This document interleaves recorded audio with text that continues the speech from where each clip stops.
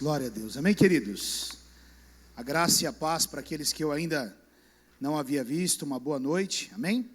Eu gostaria de convidar você a abrir a sua Bíblia comigo, lá em 1 Timóteo, capítulo 5, versículo 8, que é o tema do nosso mês, amém? 1 Timóteo, capítulo 5, versículo 8.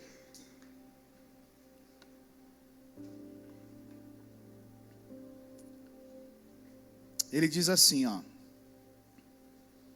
se alguém não cuida de seus parentes, e especialmente dos de sua própria família, negou a fé e é pior que um descrente. Até aqui, amém?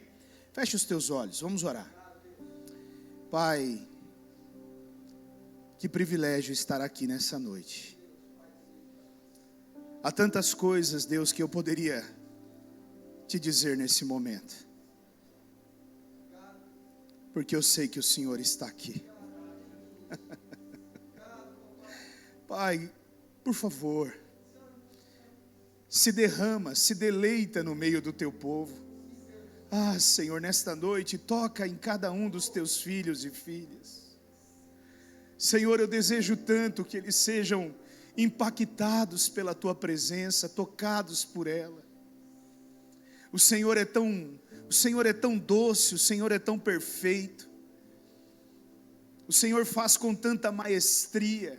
Então nessa noite, Senhor, enquanto a palavra do Senhor for sendo ministrada, por favor, vai tocando em cada coração, e que teu toque liberte, que teu toque cure, que o teu toque quebre todo grilhão, todo jugo, toda corrente, toda algema, toda amarra que tem prendido os teus filhos.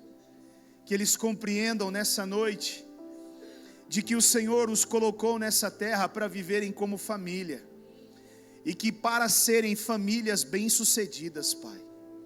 Então nessa noite, Espírito Santo, me ajude. Só o Senhor sabe o quanto eu preciso do Senhor. Então por favor, me ajude. Use a minha vida do teu jeito e da tua maneira. Eu me disponho nas tuas mãos. Eu não sou nada sem o Senhor. Eu não tenho capacidade alguma se o Senhor não estiver. Então eu reconheço a tua soberania e o teu governo sobre a minha vida. Me conduza em todo o tempo, Senhor. É o que eu peço ao Senhor, e eu agradeço em nome de Jesus. Amém, amém. Podem se assentar, amém, queridos? Glória a Deus. Enquanto o Silvio, ele estava ministrando aqui, né, a palavra de consagração, eu estava me recordando, né, da oferta de primícia que nós fazemos, né, no final do ano aqui, né. Todo final do ano, né, nós estamos no segundo ano já. No ano passado fizemos o retrasado e o passado, e provavelmente esse ano nós vamos fazer novamente, que é uma oferta que a gente chama de oferta de primícia, né? É a primeira oferta que você dá ao Senhor no início do ano, no culto do renovo, né? Nós temos aqui o culto no dia 31, então você já vai se organizando aí, né? Então, como pastor, deixa eu já chamar a sua atenção. O Natal é para você passar com a sua família. O Natal é para você estar junto com a sua família, partilhar uma palavra ali junto da tua família, estarem em família. Mas o Ano Novo não. O Ano Novo é para você começar ele na presença de Deus.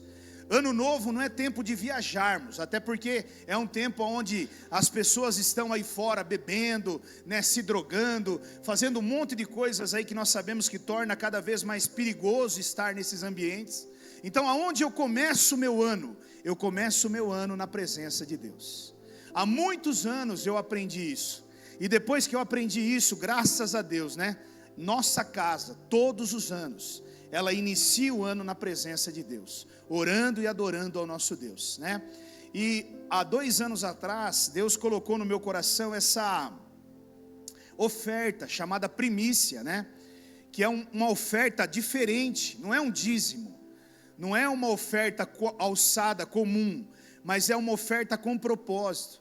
É aquela oferta que você vai colocar diante de Deus para o seu ano que vem pela frente, amém? É uma oferta que você vai fazer ali um voto com Deus, para que aquele ano que você vai semear ali, seja um ano diferente na sua vida.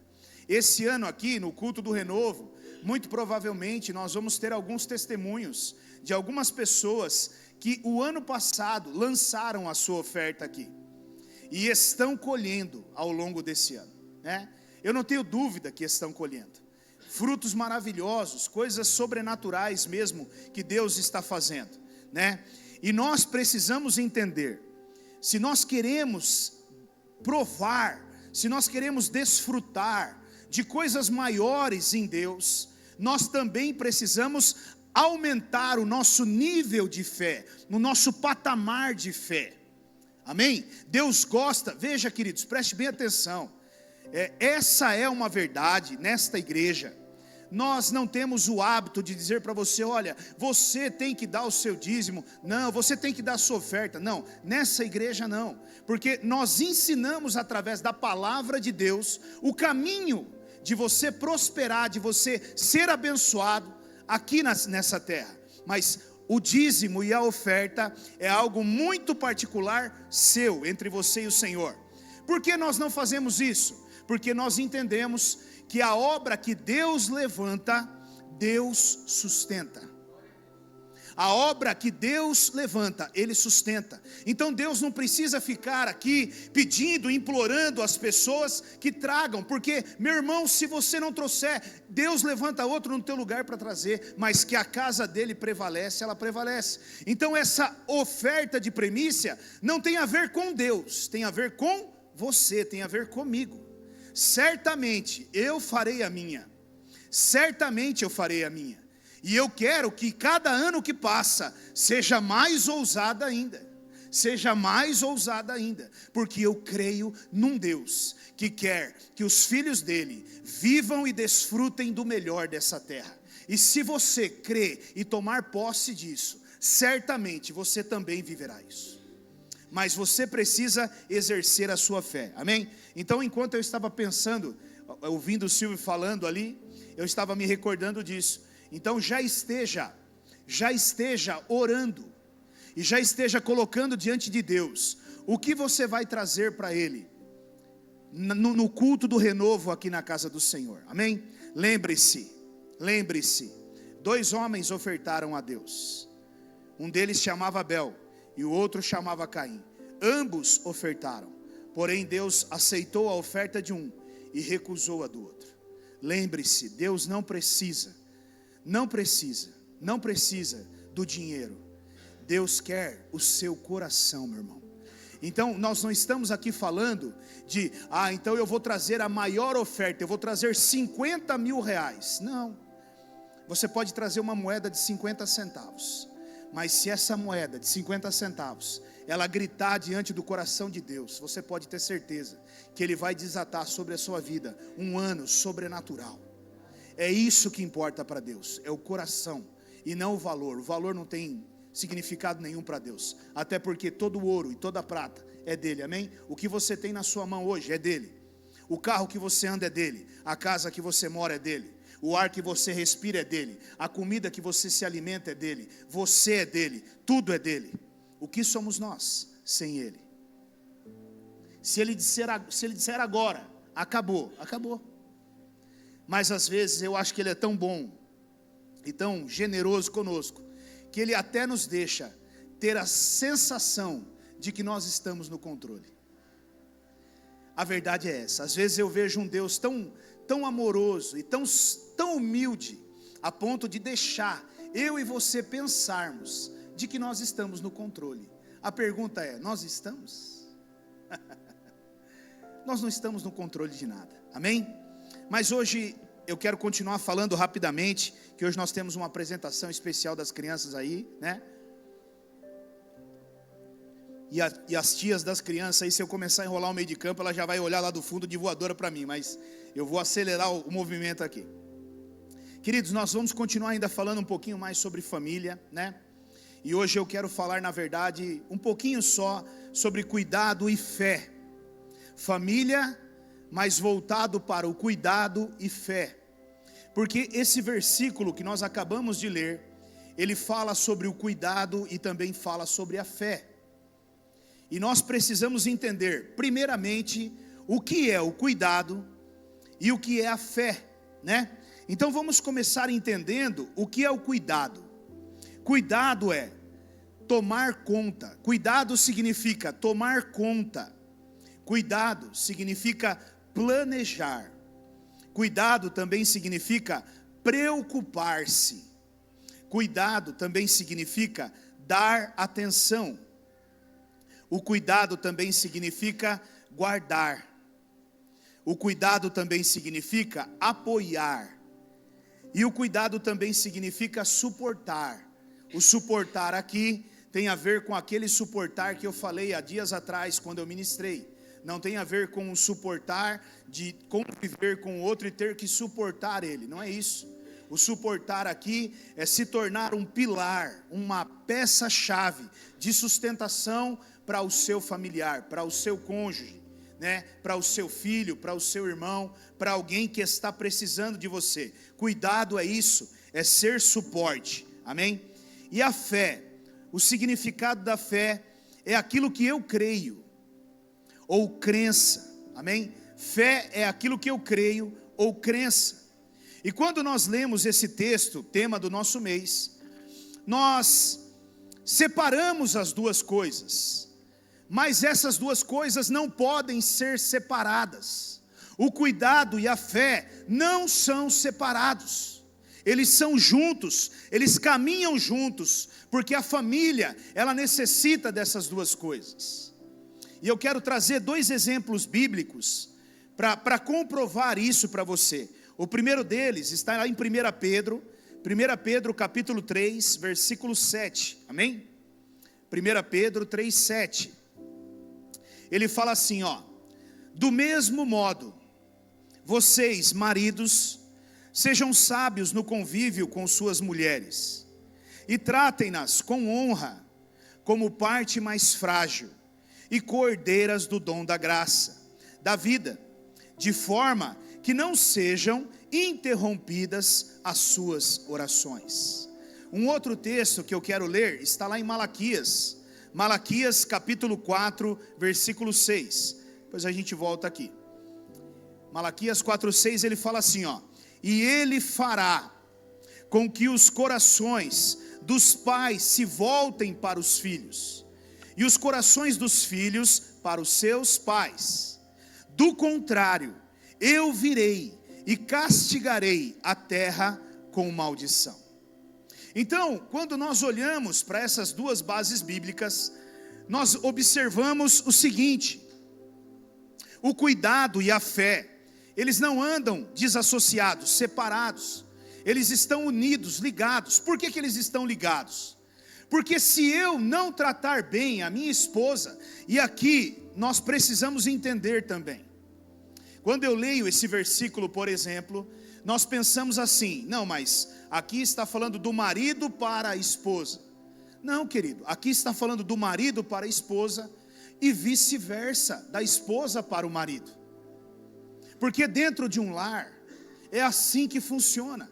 Embora nós usemos esse versículo sempre para colocarmos a parte do homem e a parte da mulher, eu entendo que dentro de um lar não existe isso. Dentro de um lar tem que haver cumplicidade de ambos os lados. Não significa que eu tenha que tratar a minha mulher como a parte mais frágil somente, e ela me tratar como sei lá, com pontapés, com palavras grosseiras. Não é isso. Então é uma mão de duas vias ali, aonde nós temos que entender. Mas o que eu quero dizer para você com isso? O que eu quero dizer para você com isso é que se você maltratar, se você não cuidar da sua família, você está negando a sua fé, ou seja, o seu relacionamento com Deus, ele será afetado. E muitas pessoas não entendem isso. Escuta o que eu vou dizer para você aqui. Agora, escute bem o que eu vou dizer para você aqui. Você pode passar a semana inteira orando a noite inteira, a madrugada inteira. Você pode subir o pico do Jaraguá para orar, você pode subir o Everest para orar, porque você pode ir aonde você quiser. Se você não entender que você maltratando a sua família, você não tem relacionamento com Deus, você está perdendo o seu tempo. Perder seu tempo não, porque quem sobe o pico do Jaraguá, quem sobe o monte do Everest, está fazendo atividade física. Pelo menos está ganhando um pouquinho de músculo, né? Está ganhando um pouco de saúde, está tudo bem. Mas uma coisa você tem que entender: o seu relacionamento com Deus está afetado.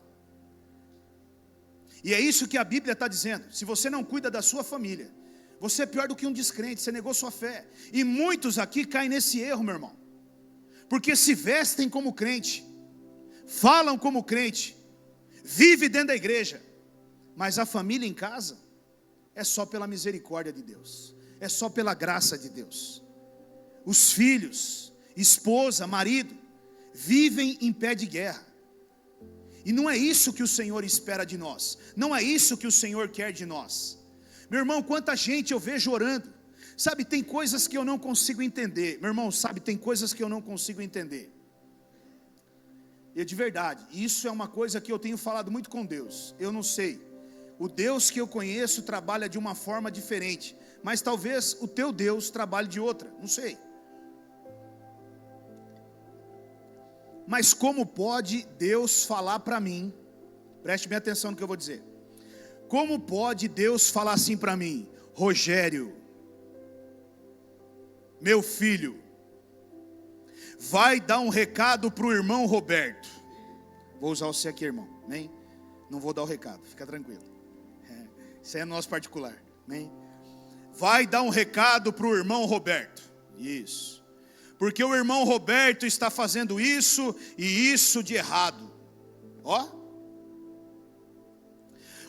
Rogério, meu filho, agora vai dar um recado para o irmão William. E diga para ele que eles também está fazendo isso e isso de errado. Mas para o irmão Rogério, Deus não fala nada. E o irmão Rogério vive em pé de guerra com a irmã Rose, vive em pé de guerra com o irmão Isaac, o pau quebrando lá dentro de casa, mas comigo Deus não fala nada. Eu não tenho erro nenhum, eu sou uma maravilha. Eu só tenho recado para a igreja, para todo mundo, mas para mim eu não tenho. Meu irmão, desculpa, mas o Deus que manda eu dar um recado para o William, ele também fala comigo. A pergunta é: você está querendo ouvir o que ele fala? Meu irmão, nós queremos falar para todo mundo de Deus, nós queremos sair profetizando para tudo quanto é lado, mas eu nunca vejo Deus profetizando com a gente. A maior profecia de Deus na sua vida tem que ser para você, meu querido. Deveria ser para mim, deveria ser para você, porque é isso que muda a minha vida e a sua vida, é isso que muda o meu casamento e o seu casamento. E eu vejo gente profetizando para os quatro cantos dessa terra, mas quando eu vou ver a vida das pessoas, tudo destruída, uma aparência danada. Às vezes você vai visitar o camarada na casa dele, ele não deixa nem você chegar perto do filho dele, porque se você chegar perto do filho dele e perguntar para o filho dele: e o seu pai? Ele já repreende o menino para não falar, porque ele tem medo do menino contar quem é o pai, ou tem medo de contar quem é a mãe. Então eles fecham o menino no quarto, para o pastor não chegar perto. O pastor fala: mas eu queria falar com a criança. Só na presença de duas testemunhas, aleluia. Meu irmão, sabe, talvez as coisas não estão acontecendo na sua vida, as respostas não estão vindo, as mudanças não estão acontecendo, não é porque você não tem orado. Talvez você é um homem de oração, uma mulher de oração, mas talvez é uma coisa muito mais simples: a sua família, o relacionamento dentro da tua casa, a maneira com a qual você cuida dos teus. Se você não mudar isso, você vai continuar sem resposta, você vai continuar sem a intervenção de Deus na sua família, amém? Então as duas coisas andam juntas, elas andam juntas, e não vai mudar.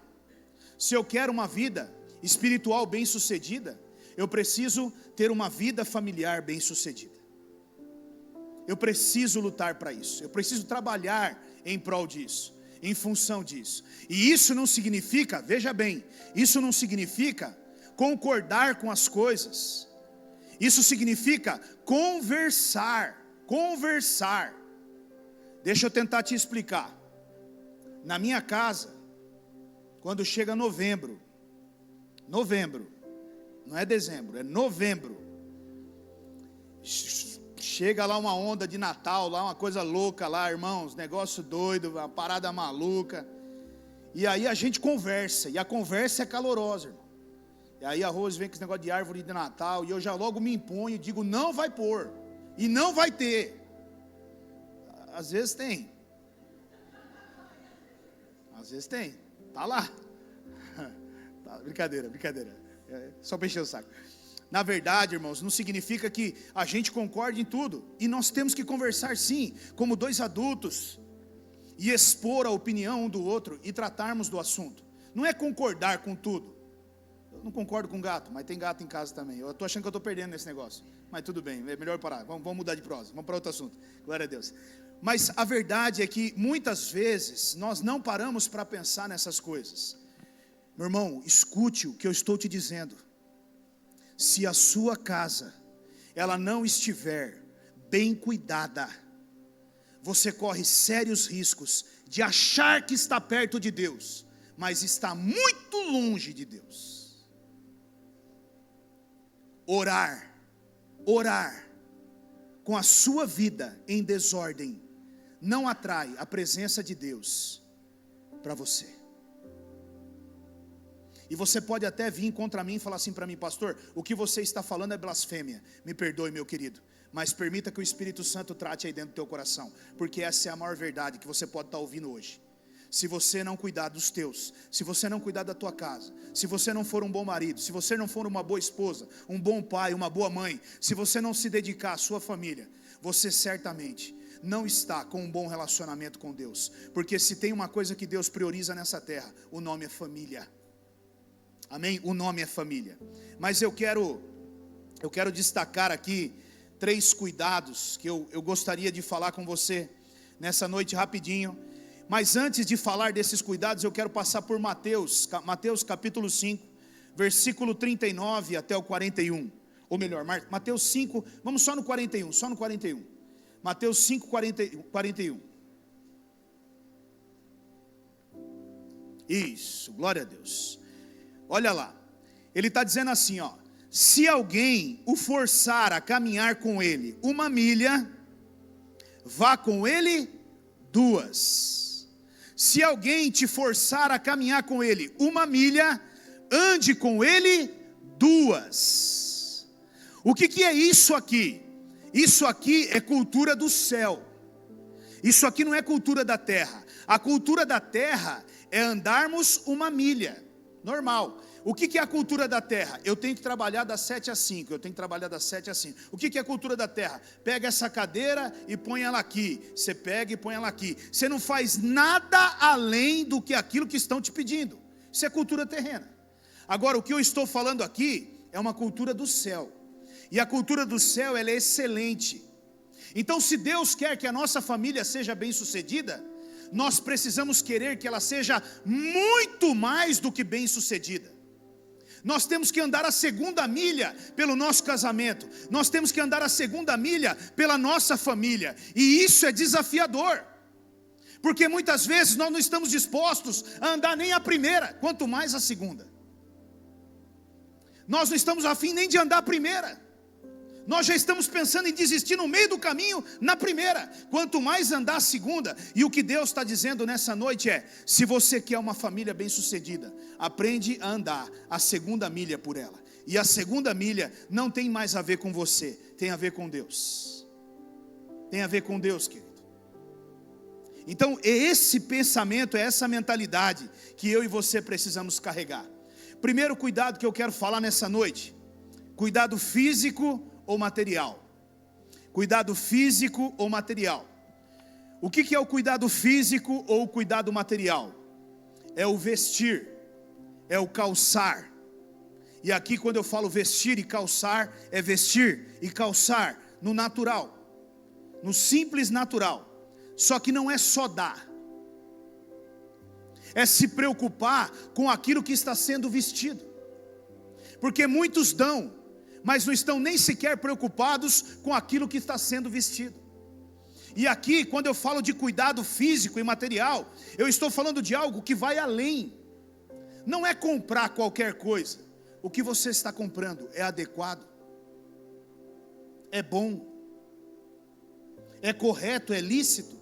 Porque tem muitos pais que compram coisas para os seus filhos, mas eles não estão nem preocupados com aquilo que eles estão vestindo de fato. Irmãos, nós andamos pela rua aí fora, nós ficamos perplexos com aquilo que nós estamos vendo aí fora. Cada vez mais, eu fico chocado com o que eu vejo aí no mundo aí fora. E eu não estou falando de pessoas mais velhas, não. Eu estou falando de crianças. No meu ponto de vista, são crianças, 12, 13 anos de idade. Olha a maneira que estão andando aí na rua. Então veja, querido, quando eu falo de cuidado físico ou material, nós precisamos sim trazer o que vestir, o que calçar, mas nós temos que ter a preocupação se aquilo que nós estamos dando é adequado, é correto ou não para os nossos filhos, para os nossos familiares. Amém? Amém, meu irmão? Amém? Eu posso ouvir um amém? O pior tempo em que nós estamos vivendo hoje, ou melhor, esse tempo que nós estamos vivendo é um dos piores, aonde eu vejo o escândalo na maneira das pessoas andarem na rua. Meu irmão, tem hora que dá vontade de chegar e falar: desculpa, mas por que você já não tira a roupa de uma vez e sai andando para a rua? Acho que fica mais legal. Ou então por que você não manda pendurar umas luzinhas de Natal?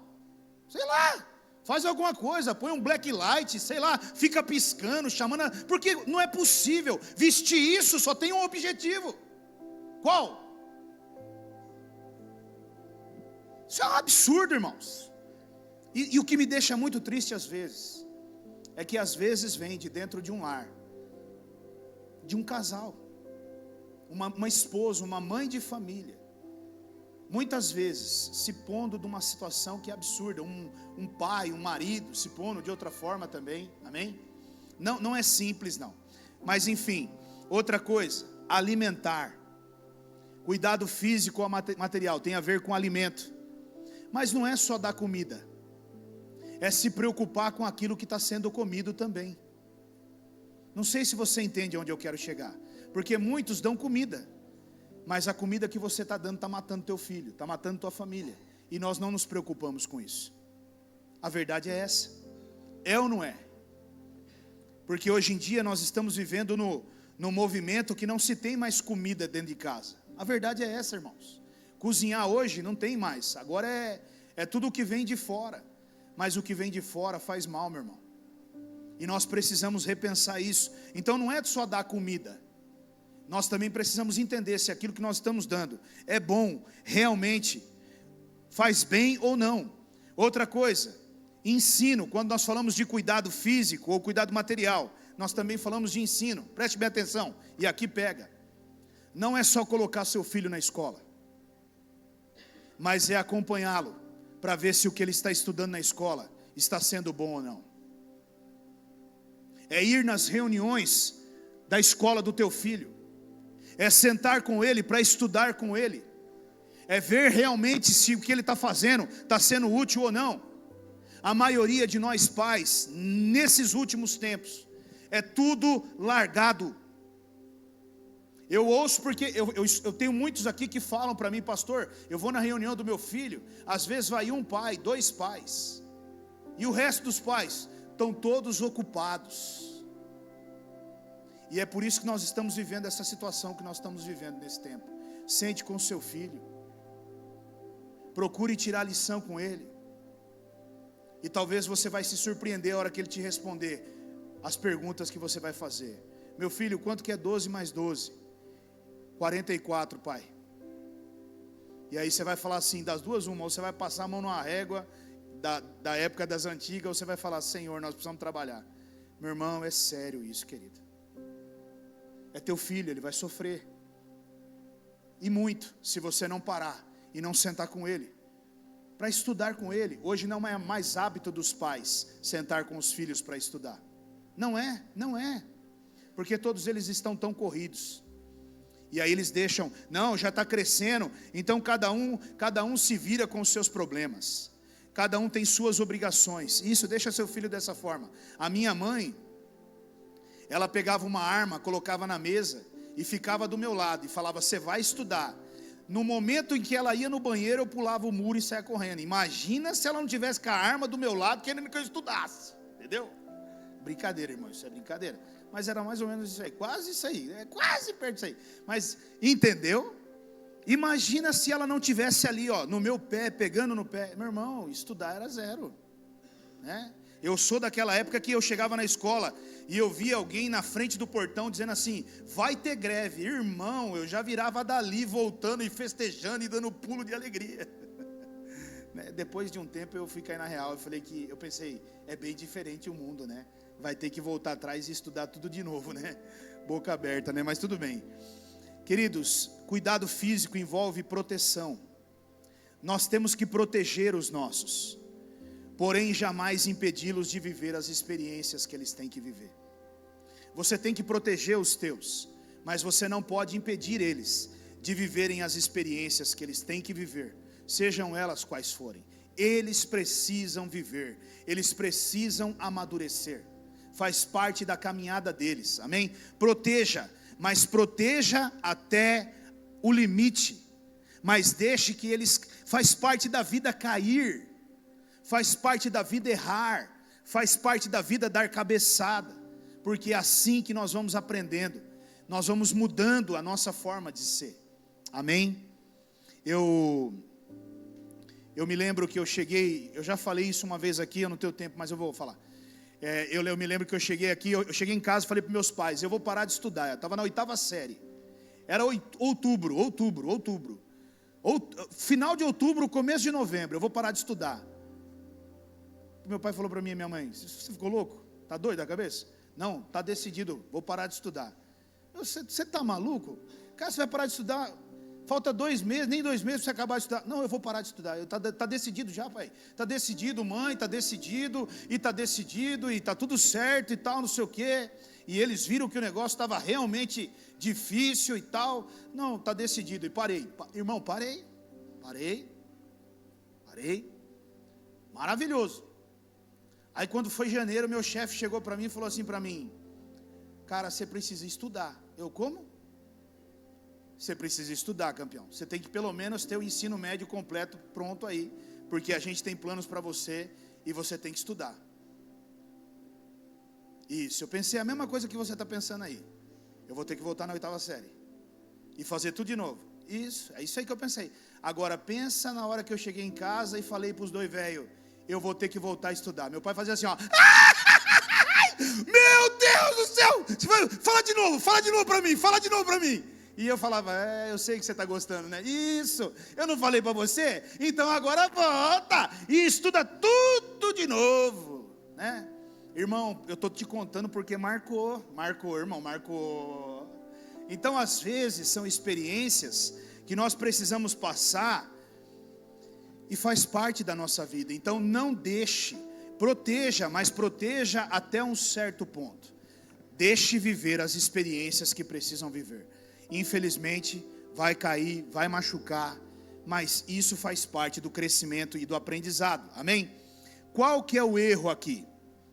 O erro aqui é que a maioria de nós achamos que dar calça, dar roupa, tênis, uma boa escola, alimento, proteção é o suficiente para um filho, mas isso não é o suficiente. Porque tem muito mais coisas além disso.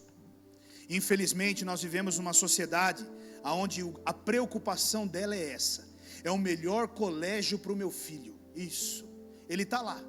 A questão é, a única coisa que ele não queria era aquele colégio.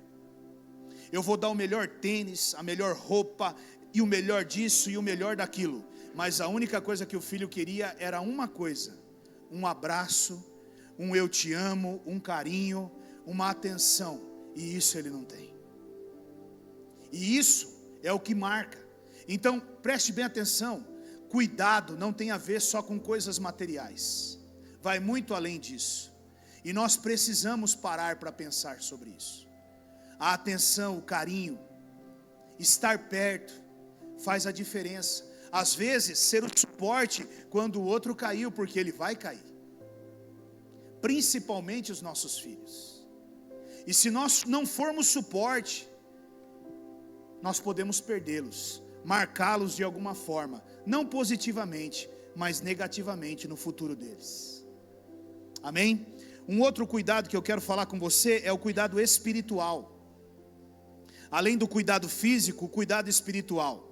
Meu irmão, nós precisamos influenciar a nossa casa e não impor as coisas na nossa casa. Diga assim: na minha casa eu tenho que ser influência e não imposição.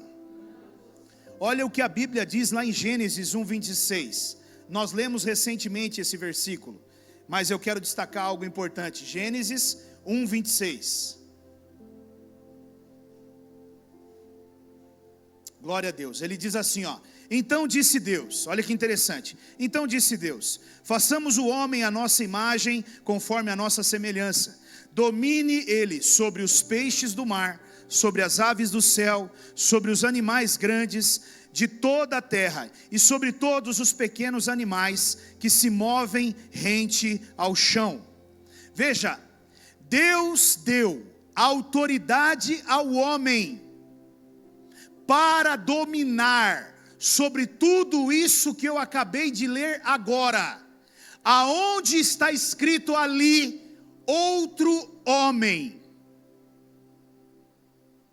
Não está escrito assim, ó: domine o homem sobre os animais grandes da terra, sobre os animais pequenos, sobre os outros homens, sobre as outras mulheres. Não, querido, porque Deus não deu a nós a autoridade para dominar outras pessoas. O que Deus nos deu foi o poder de influenciar outras pessoas.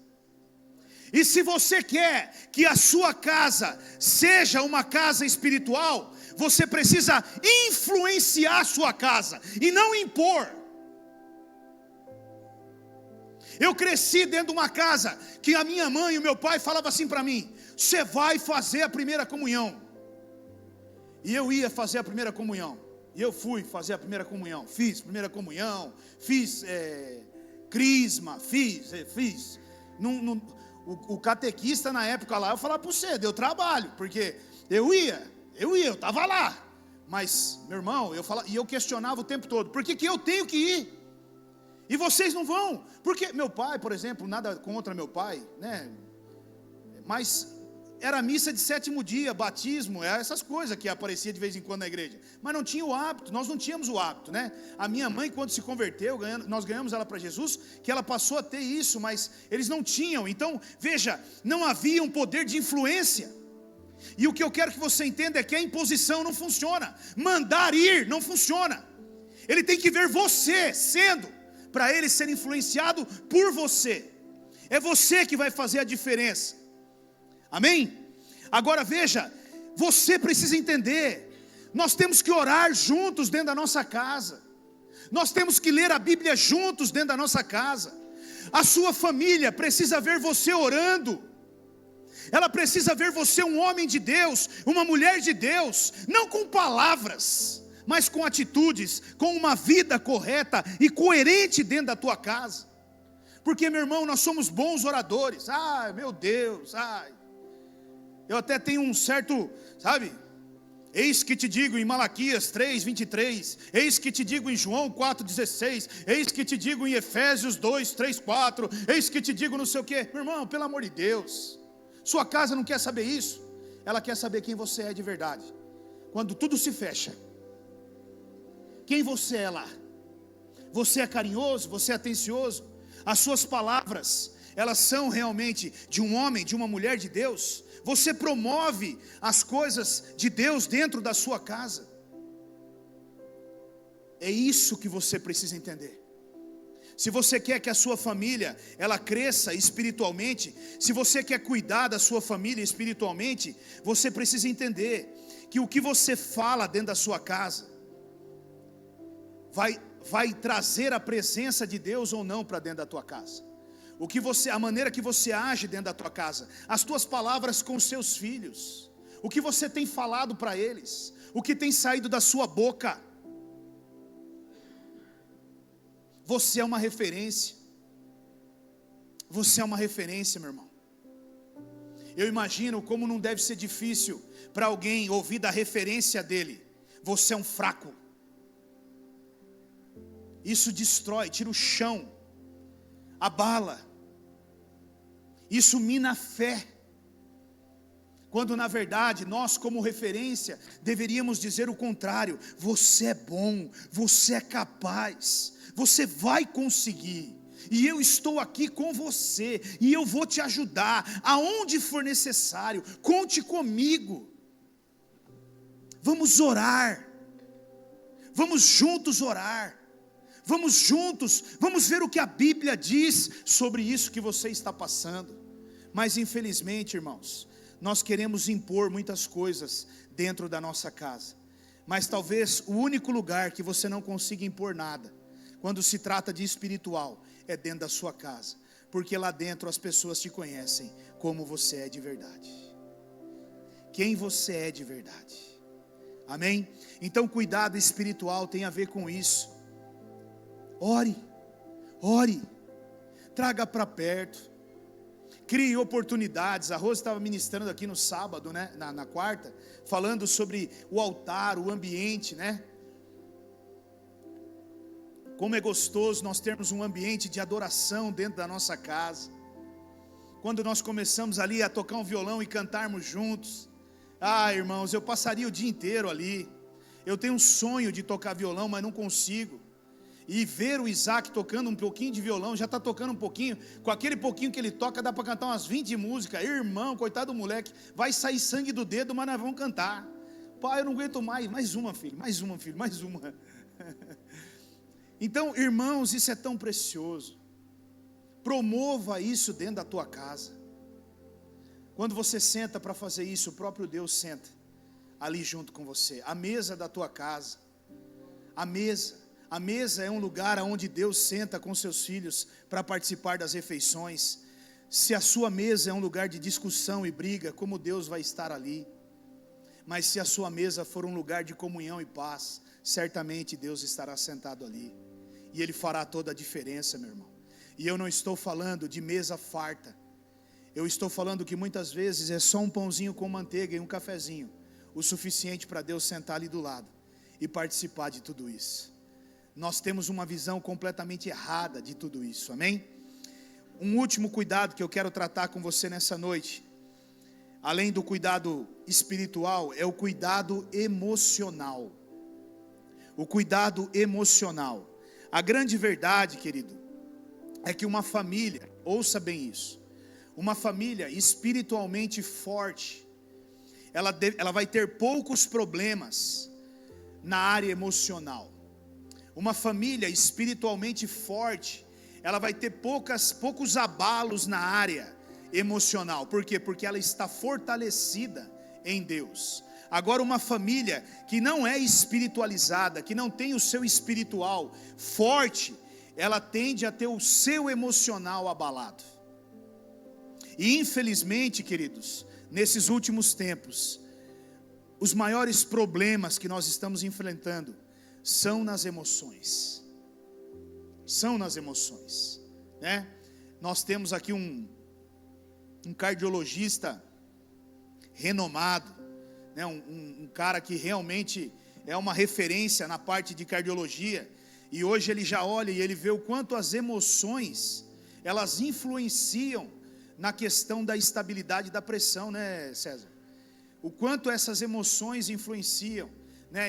O quanto esse estresse, ele causa um impacto ali na pressão arterial da pessoa. Então a gente vê o quanto as emoções hoje, elas estão complicando a vida das pessoas, né? O quanto esse emocional, ele afeta e faz as pessoas sofrerem. E talvez você esteja aqui nessa noite, e você seja alguém assim. Talvez você esteja com o seu emocional afetado. Talvez você esteja carregando dores na sua alma, né? Marcas na sua alma. A sua alma grita e anseia por algo. e essas marcas e essas feridas nunca foram tratadas. Talvez por coisas que você ouviu, talvez você esteja aqui nessa noite me ouvindo e dizendo assim: pastor, você me trouxe aqui para falar isso para mim hoje? Porque é só para mim que você está falando. Não, eu não estou falando para você. Você, na verdade, é mais um entre muitos que passam por isso. Às vezes, os pais, a maneira de ser, a maneira que aprenderam, lidaram dessa forma e machucaram e feriram. E se nós não cuidarmos como família, uns dos outros, meu irmão, nós vamos levar a nossa família à destruição. E quando eu trato de emoção, preste bem atenção aqui, é o cuidado com aquilo que a sua casa assiste. Você hoje cuida daquilo que a sua casa assiste? O que os seus filhos assistem? Você se preocupa com isso? Porque isso hoje talvez seja uma das ferramentas mais influentes no mundo. Os YouTubes da vida, as redes sociais da vida. Hoje você pega uma criança, né? Agora é a minha opinião com a opinião da minha esposa. Minha opinião com a opinião da minha esposa. Nós entendemos que o nosso filho não tem maturidade para ter um celular. Então, se ele não tem maturidade, ele não vai ter. Embora nós entendemos que ele vai ser apertado na escola, ele vai ser, de alguma forma, passar por situações difíceis ali, porque como que ele não tem o celular, né? Nós decidimos que ele não tem maturidade para ter, e ponto, isso não se discute. Essa é a minha e a decisão da minha esposa.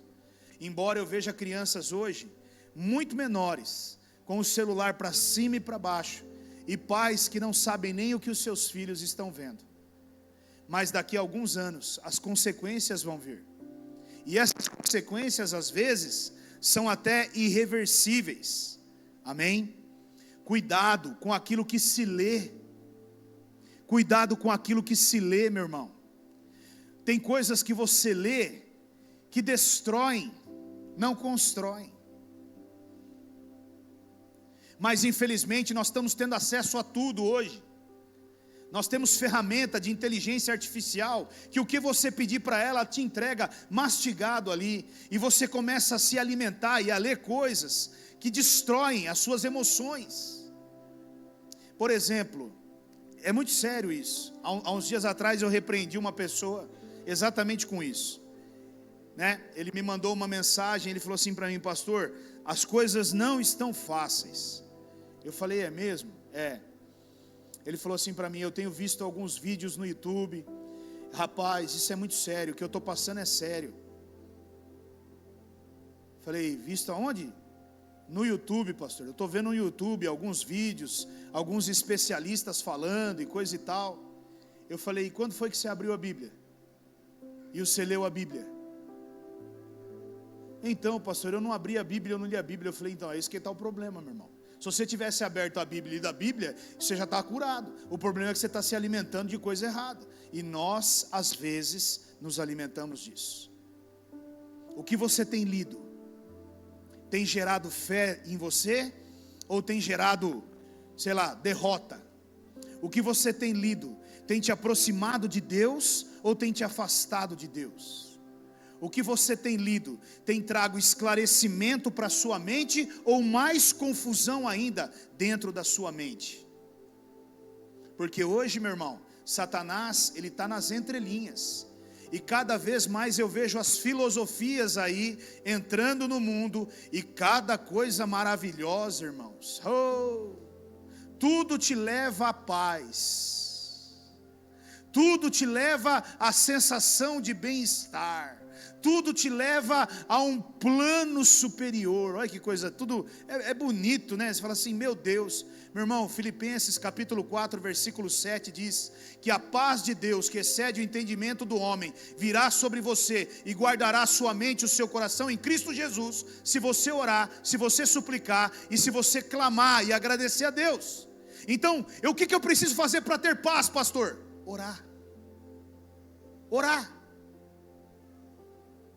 Mas às vezes eu vou buscar outros caminhos. Outra coisa, com o cuidado emocional, mais palavras de afirmação e menos palavras de maldição. Mais palavras de afirmação e menos palavras de maldição. E pensa numa coisa difícil: você é bom. Pensa, você é bom, você é burro. Tem diferença? Você vai ser alguém, você vai se dar muito bem, você não vai ser ninguém, você não vai ser nada. Faz diferença ou não? Então, querido, tudo isso vai trazendo marcas nas emoções. Outra coisa, mais elogios e menos críticas. Reconheça as coisas boas, porque todo mundo tem coisas boas. Nós erramos sim. Lá em casa é muito mais crítica do que elogio. Já vou logo deixando a deixa. Aleluia. Mas um dia, em nome de Jesus, vai ter elogio também. Glória a Deus. Brincadeira. Mas como é importante o elogio. Não é que não tenha que ter crítica. A crítica, ela é construtiva. Ela traz edificação. O problema é a maneira com a qual ela é colocada. Saiba conversar. Sabe, irmãos, tem filhos que fogem dos pais, porque eles não aguentam mais ouvir o que eles ouvem. Tem maridos que fogem da esposa que fogem dos maridos. Tudo isso certamente vai afetar, e muito, o emocional. Se você quer realmente que a sua família seja bem cuidada, cuide do emocional. Se preocupe com o emocional. Meu irmão, uma porta batida, pá, faz diferença. Um chute, sei lá jogar um negócio. Que absurdo, irmãos. Isso jamais deveria acontecer conosco que somos cristãos, cheios do Espírito Santo. Não deveria, mas acontece. E isso tem marcado uma geração. Nós estamos diante de uma geração que não acredita nela. Nós estamos diante de uma geração que não tem mais condições, não tem mais coragem. Eles não acreditam mais que eles vão conseguir. Crianças, jovens, adolescentes que não têm mais estrutura e nem fé para avançar. E nós precisamos fazer alguma coisa para acabar com isso. Como que eu faço isso, pastor? Cuidando da emoção, do emocional da sua casa, da sua família. Volte para lá e comece a trabalhar em cima disso, amém? E eu quero encerrar com esse texto de Josué 24:15. Já pode ir preparando lá as crianças, aleluia. A irmã está olhando para mim lá de fundo lá. Glória a Deus, já entendi, irmã, já entendi, já peguei. Josué 24:15. Esse texto ele é muito conhecido, mas eu vejo que esse texto ele é como um desabafo de um homem. É como uma atitude de grito mesmo da alma desse homem. E eu vejo que isso é algo que tem que haver conosco. Ele começa dizendo assim, se, porém, não lhes agrada servir ao Senhor, escolham hoje a quem vocês querem servir. Se aos deuses que os seus antepassados serviram além do Eufrates, ou aos deuses dos amorreus, em cuja terra vocês estão vivendo. Aí ele vira e ele se posiciona, e ele diz, mas eu e a minha casa, nós serviremos ao Senhor. E nessa noite eu quero que você entenda isso. Muita gente quer servir a outros deuses, muita gente quer servir ao mundo, muita gente quer servir a qualquer outra coisa, mas eu decidi, a minha esposa, nós serviremos ao Senhor, e a nossa casa e a nossa família servirá ao Senhor. Meus filhos e os filhos dos meus filhos, todos serão pastores e pregarão o evangelho, não tenho dúvidas disso. Agora, veja, querido, só dizer isso é o suficiente? Não, eu tenho que tomar uma decisão, eu tenho que pagar um preço por isso, todos os dias, Todos os dias eu preciso me posicionar para o meu filho olhar para mim e dizer: o meu pai, ele é um pastor. O meu pai é um homem de Deus. O meu pai é um homem de oração. E eu tenho certeza, e eu não estou falando isso aqui para você, para me levantar, para me promover, mas se você perguntar ao meu filho hoje: o seu pai ora? Eu te garanto que ele vai responder: o meu pai é um homem de oração. Seu pai lê a Bíblia, Isaac? Você pode ter certeza que ele vai dizer: o meu pai, ele lê a Bíblia. Não porque ele ouve, mas porque ele vê. Ele vê. Então eu decidi, a minha esposa decidiu, nós decidimos, nós não queremos servir a outros deuses, nós não queremos servir a ninguém. E nessa noite, o que eu quero dizer para você é a mesma coisa que Josué disse àquele povo: o que você vai fazer eu não sei, mas eu e a minha casa decidimos servir ao Senhor. E se você quiser servir ao Senhor, basta você tomar uma decisão, e a decisão é: todos os dias cuidar da sua família, todos os dias mudar as coisas na sua casa, todos os dias escolher ser a referência dentro do seu lar, aonde você está, por onde você passa, seja uma referência, brilhe Cristo.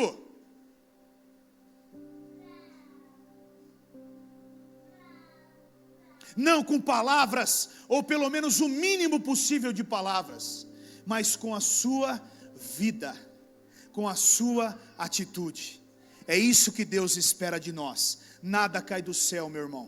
Uma família bem-sucedida, ela é construída dia após dia aqui nessa terra. Dia após dia aqui nessa terra. Nós temos problemas, muitos. Temos dificuldades, muitos. Mas uma coisa nós temos em comum: nós escolhemos servir ao Senhor, e nós o serviremos até o fim. Eu quero um dia, né, eu certamente vou estar mais bombadão, fortão, coisa e tal. Minha mulher já vai estar um pouquinho mais, né?